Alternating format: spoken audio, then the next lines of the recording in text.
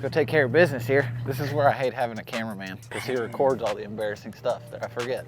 I left the window down on the truck and I left the sandwiches in the truck. Thankfully, Jordan texted me and told me how much of a dingus I was. Hopefully, all my stuff's still in the truck. Should be. And the sandwiches. Did you bring any snacks today? The wind just makes everything so much more difficult. It's Heavy Hitters, the Big Bass Derby of the Bass Pro Tour season. Day one, Caney Lake. Here's what we did. So when I showed up to Caney, noticed that the water was a lot dirtier than when we were here last year. Last year, 4 to 5 foot visibility, blue clean. And this year, see down about that far. Not really sure why that is. Kind of seems like there's a green algae bloom. But the fish seemed to be biting around when we first got here, but it was like a pre-frontal day, a decently high bass forecast rating. I caught a lot of fish suspended up, kind of floating around, and caught some really big ones too. I caught a 7-pounder.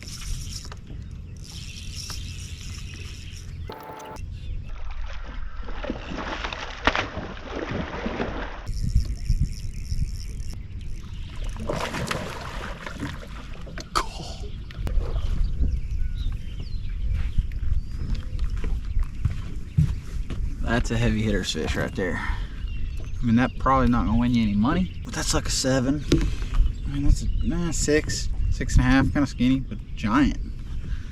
Straight up giant. Lost another one about the same size.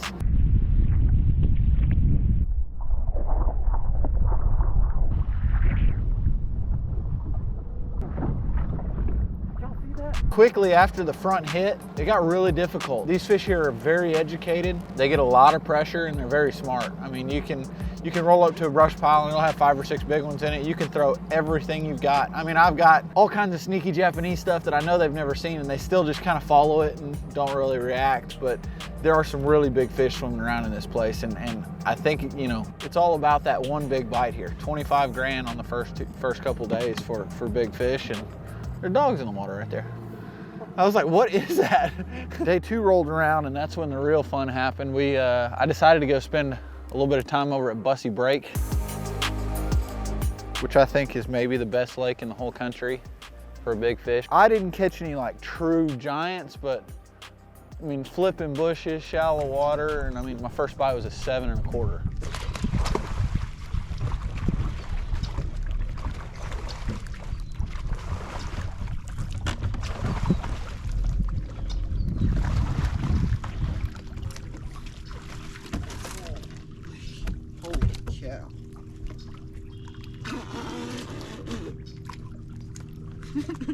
White billow shad, because you know we're post spawn.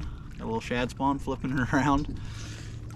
That's a big one, like a heavy 5, maybe a 6. Oh my gosh. Let's wait. Because why not, right? It's a 7.27. I know there were multiple double digits caught there yesterday by our guys. My dad watched a local catch an 11.5. Like the sheer size of those bass are just unbelievable. You know, at a place like Bussy Break, like forget the tournament, you got a really good shot at breaking a PB. My personal best is 11 pounds, really big fish. But I truly believe if I can fish Bussy another day, I'm not gonna guarantee I'm gonna break it, but man, there's a really good chance I could. It's that kind of fishery. They're all bass. They're all bass. I mean, that's like 1,000 of them. And that brings us to day 3. We're on Caney Lake. Windy day for the end of April. Kind of cold. You see them a little bundled up in the 50s. We've got fish that are on beds up shallow, a few, and then we got fish out here, and I just caught that fish in 22 feet of water. Very scattered, very pressured bass. Yeah, there's not many fish out. I don't know, and everybody's like, these kind of schools, everybody's finding. So even, there's only 15 guys fishing in each group. There's gonna be 2 boats sitting here and 2 boats sitting there. So there's a 30-year field. It's gonna be sitting on these 2 holes, if not more, you know, I mean. So one of the things we face is a lot of bad weather on practice days on, you know, lakes you're not familiar with, and you're you're set to go find fish on days like today. You know, it's a tiny lake and we still got little white caps out here. But you kind of just have to make the best with what you can. A lot of people, even at the pro level, kind of give up or be like, it's not worth even trying it today. But everybody's facing the same conditions. And if you can just get 1 or 2 bites just to help key in, it just, every bite helps, a piece of the puzzle. You know, and kind of playing your practice. If you got 1 good day, 1 bad day, maybe on the bad day, know what the wind direction is going to be, fish the protected side of the lake, just so you can be a little bit more effective. Being efficient and effective is really, really important when fishing on bad weather days. And then kind of, you have to just be a little bit smarter than you do on a good weather day. You gotta plan just a little bit. Ginormous crappie, 1.5 pound. I mean, I watch out, Josh Jones. I'm coming for your title.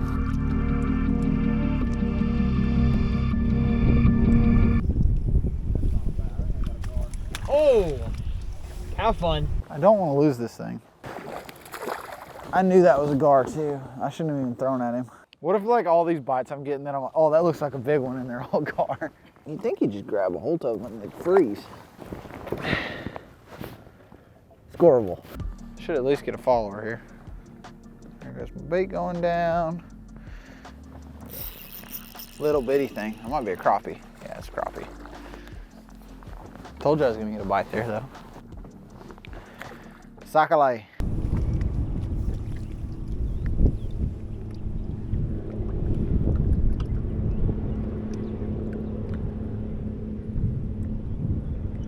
No! I noticed something felt kind of funky. Dude, I don't know what I thought that was. As y'all can tell, fishing is on fire.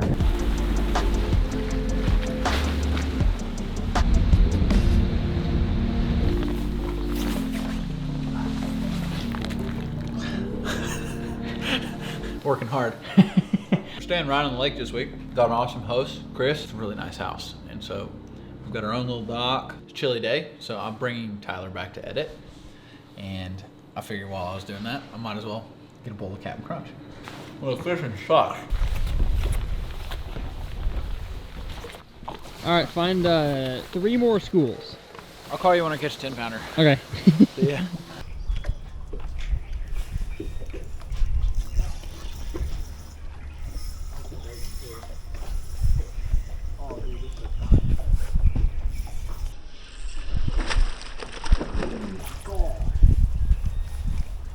Oh, dude, it's like an 8-pounder. Yeah. Yeah, on a wacky rig. Mud bugs, crawfish, the Louisiana lobster. It's weird, I'm gonna fish an offshore tournament and I'm not gonna rig up a crankbait. That's how finicky these fish are. They won't eat a crankbait. I keep being like, oh yeah, I'm gonna use that reel for this, and then I forget. And then 20 minutes later, oh yeah, I was gonna use it, and then I forget. I could honestly zero tomorrow.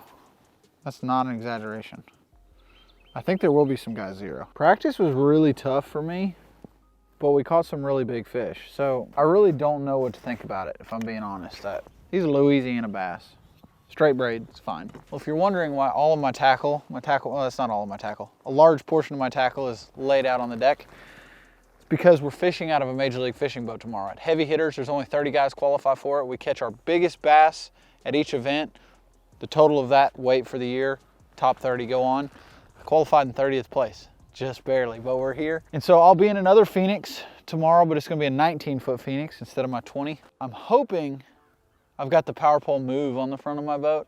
Some of them have the ghost, which is, I'm not gonna have a 16-inch unit. So I've got a lot to complain about and a lot of reasons when I don't catch them tomorrow. I've got a lot of excuses, so we're fine. First round's 25 grand for big bass.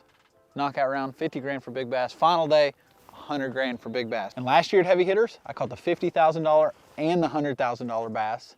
So if y'all wanna watch that video, it's gonna be up here in the corner, right here. And thank you guys for watching. We'll see y'all on the next one.